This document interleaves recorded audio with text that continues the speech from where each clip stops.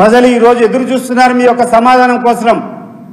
ఇంత పెద్ద ఇండస్ట్రీ వస్తే ఇంత పెద్ద ఇండస్ట్రీ కూర్చొని విచ్చలవిడిగా ఈ యొక్క మద్యాన్ని అక్రమంగా తయారు చేయడము, ప్రభుత్వానికి ₹1 కూడా ఆదాయం కట్టకుండా, ఒక సేల్స్ ట్యాక్స్ ₹1 లేదు, ఎక్సైజ్ డ్యూటీ ₹1 లేదు, డైరెక్ట్గా మీ జోబుల్లోకి పోయేటువంటి పరిస్థితులు లేవా?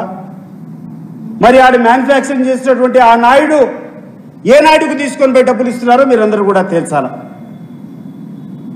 ఈరోజు ఈ విషయం బయటకు వచ్చిన తర్వాత ఆ మొలకల చెరువు పరిసర గ్రామాల్లో ఉన్నటువంటి నాకున్నటువంటి పరిచయాల ద్వారా అందరినీ దాని గురించి విచారిస్తే భయంకరమైనటువంటి నిజాలు కొన్ని బయటకు వచ్చాయి. ఇటీవల కాలంలో ఆ తంబలపల్లి నియోజకవర్గానికి మీరు ఎవరికి టికెట్ ఇచ్చారు, ఆ వ్యక్తికి ఈ యొక్క మద్యం దాంట్లో సంబంధం ఉందా లేదా చంద్రబాబు నాయుడు గారు మీరు చెప్పండి. ఈరోజు మొలకల చెరువు పరిసర ప్రాంతంలో చిత్తూరు జిల్లాలో అనుకునేది ఒకటి, ఎవరైతే మీరు టికెట్ ఇచ్చారో ఆ వ్యక్తికి ఆ రోజు కూర్చొని మీకు ఒక పెద్ద ఎత్తున అమౌంట్ అప్పజెప్పి టికెట్ తీసుకున్న తర్వాత అతను చెప్పినటువంటి ఇచ్చినటువంటి హామీ ఏంటంటే తెలుగుదేశం పార్టీ అధికారంలోకి వస్తే పెద్ద ఎత్తున కొన్ని వేల కోట్ల రూపాయలు నేను మీకు సంపాదించి ఇస్తాను అని చెప్పి మాట ఇచ్చాడా లేదా అనే విషయాన్ని ప్రజలకు మీరు స్పష్టం చేయాల్సినటువంటి అవసరం ఉంది. ఈరోజు ఆ ప్రాంతంలో ఉన్నటువంటి సామాన్య ప్రజలు మాట్లాడుకుంటారు, అయ్యే ఇదేం కొత్త కాదు, ఈ ప్రాంతంతో సంబంధం లేనటువంటి వ్యక్తి, ఈ ప్రాంతంలో ఉన్నటువంటి రాజకీయాలకు సంబంధం లేనటువంటి వ్యక్తి ఆ రోజు టికెట్ ఇచ్చేటప్పుడే వాళ్ళకు ఉన్నటువంటి ఒడంబడిక, వాళ్ళు కూర్చున్నటువంటి అగ్రిమెంట్ ఏంటంటే ఇతను తెలుగుదేశం పార్టీ అధికారంలోకి వస్తే పెద్ద ఎత్తున ఈ యొక్క అక్రమ మద్యం చేయడము, దీని ద్వారా కొన్ని వేల కోట్లు సంపాదించి దాన్ని ఇప్పుడున్నటువంటి అధికారంలో ఉన్నటువంటి పెద్దలకు ఇవ్వడము అనేది ఇది ఆ గ్రామాల్లో ఉన్నటువంటి చర్చ. దీన్ని ఏ రకంగా నివృత్తి చేస్తారో చంద్రబాబు నాయుడు గారు ఈరోజు బయటికి రావాలి.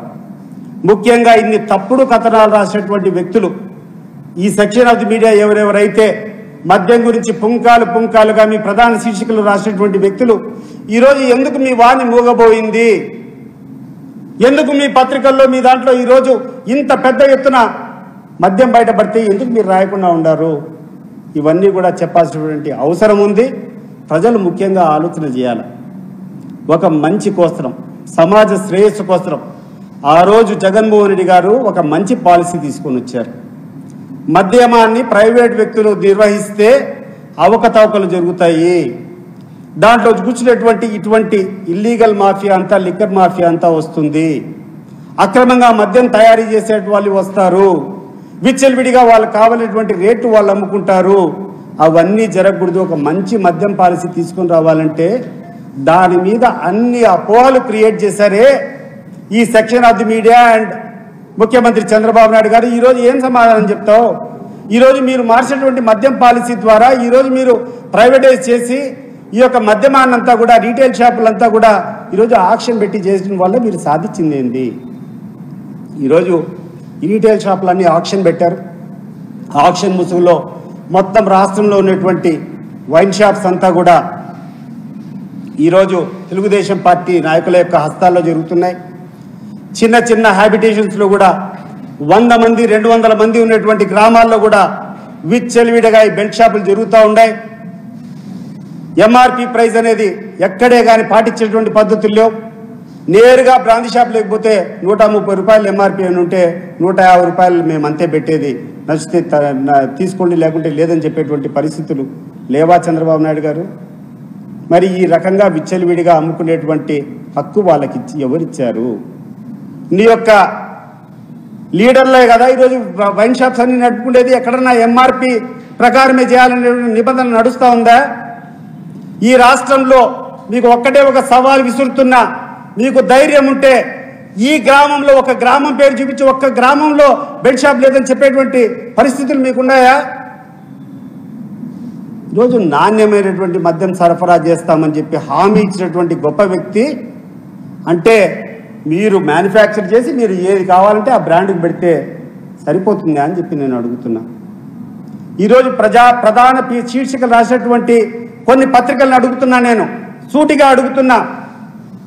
ఆ రోజు మద్యం తాగినటువంటి వాళ్ళంతా లివర్లు కిడ్నీలు ఇవన్నీ పాడైపోయినాయి, ఈరోజు ఆ ఘోష ఉందని చెప్తున్నారే.